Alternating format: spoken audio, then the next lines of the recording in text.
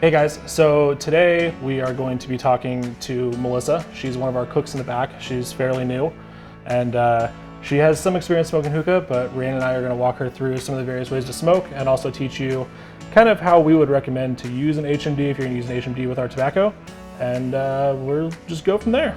So we're gonna pack this with foil and then use some of our Japanese charcoal for it. And this is how we smoke here in the warehouse. So Rhiannon's gonna pack some of those for us. And then I'm gonna pack, this is a Harmony bowl, and we are gonna use a Cloud Lotus on this guy. For this one, we're actually gonna use coconut charcoal. These are cubes. And then the other one we're gonna use is a Provost. With the Japanese charcoal, what you can do is, if you've got your coals in the bowl and you need a new coal, you can just pop one of these and you just set it on top and it'll just light itself. And you can't do that with the coconut ones? You can't do that with the coconut ones now. Oh. The most important thing, and we still get this all the time, if you start to kind of peel the layers away, you see how much more wet it is down there? Yeah. So you want that, that's all your flavoring, that's all your glycerin.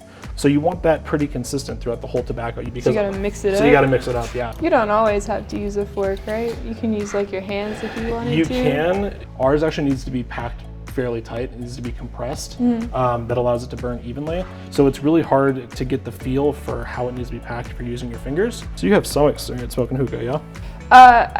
I've smoked it. I've never packed it myself. This is consistent with any bowl you pack in. You want your foil as tight as possible. So you want it to be almost like a drum, like with how tight it is. Yeah. So it's very tight. With this, poke just around a circle.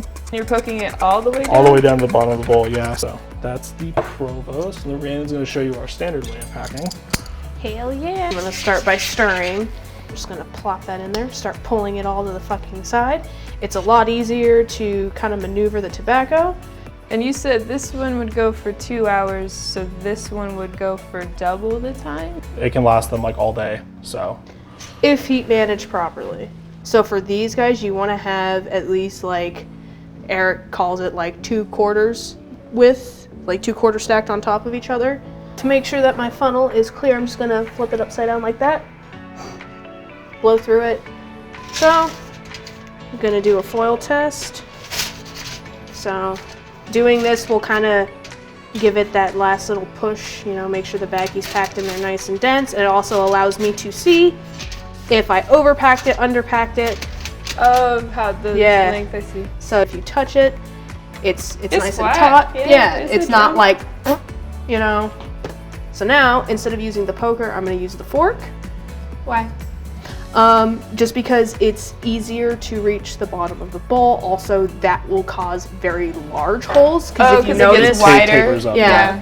So this one's a little bit more finicky because there's not gonna be that foil barrier. So realistically with this, you want these little nubs here to just barely be touching your tobacco. All right, so with this, what I'm gonna do that's different than anything else is I'm gonna make sure that, so you see I've got some like tobacco flakes and stuff here on the rim of the bowl. I wanna try and get as much of that off as possible because otherwise it's just gonna burn and stick to the bottom of that Lotus. So when you set it on, you can feel like it's just barely touching that tobacco. So it's just about where we want it to be. What's the day look like for you back there? So we gotta do everything that's involved with cooking. So we have to process all of our stuff, and that's when we get the raw tobacco. And we have to have these little metal sheets and sifts to take out all the seeds and the stems.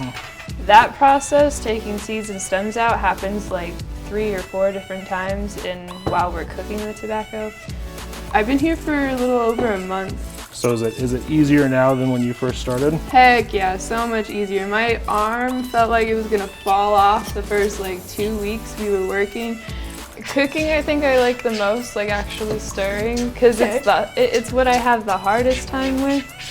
Grooming is like the last step of cooking, and you have all of this cooked tobacco and you have to hand pick all of the stems and the seeds in it, and which is great, you know, because all of our tobacco is handmade and it's all, you know, human. Yeah. I wish I would have known how dirty my shoes were gonna get. I have a change of shoes that I keep in my locker, so every day as soon as I'm done with work, I just go straight there and I change my shoes. All right, so we're gonna pack the rest of these, and then I believe we're gonna go smoke, and we'll continue our conversation. Woo. Cool. So this is the cane mint with just the Lotus. You wanna try it? No.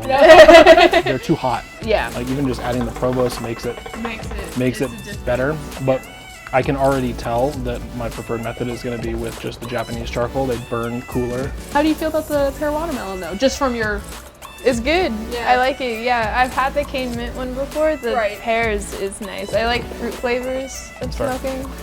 What do you do outside of work? I like cooking. I recently got into cooking. I can grill a really good chicken, Oh, so that's fun. the thing with the Lotus is when the Lotus gets too hot, you're kind of out of options. you're You just- take your coals out and you wait for it to cool down. Like with the Provost, if it's too hot, you can reach in. I mean, you can lift this up and give it some air or whatever you need to do. You can remove all heat from it. Do you want to switch seats with me so you can try all the cane mint ones? Cool. Swap with you real quick. Yesterday you had talked about how you like painting.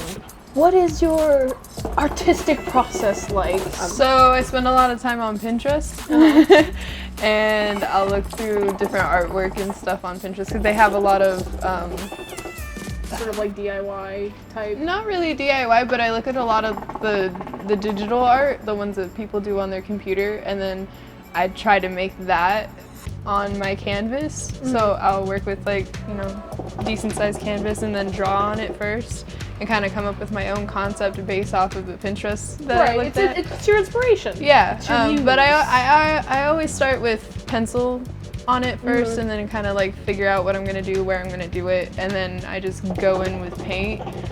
I like this one because of the colors, because of the yellow and the blue. I think they contrast really well. This was the latest painting that I've done, but I wanted to challenge myself and give myself kind of depth.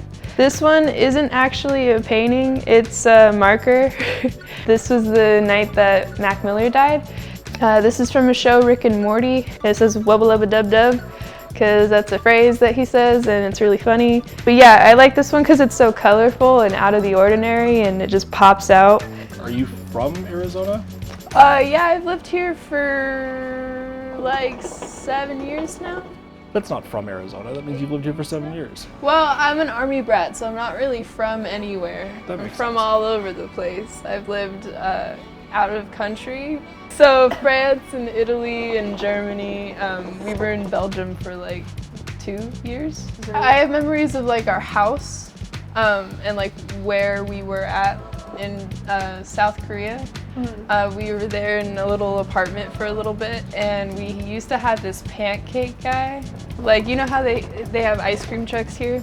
It's kind of like the same thing. It was a little guy with his cart, and he would come out and he would sell pancakes. And they were like cinnamon pancakes and apple pancakes, and like every morning we would be like, the pancake guy is here, and we would run outside and we would go get our pancakes.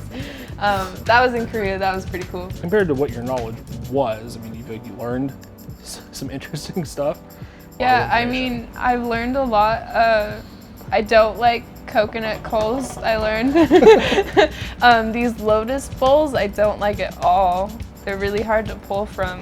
And based off of just the coconut coals on top with and without the, what is that Provost. one? The provost? Yeah, I forget it too. The apple is much better because the extra layer definitely helps make it smoother when you're smoking it, and Yeah. you can get a lot more of the flavor with it. But yeah, I definitely like the Japanese coals the best out of all of these. Yeah. Because you get more of the flavor, it's a lot smoother, you don't have to work as hard. You are a football fan, yes?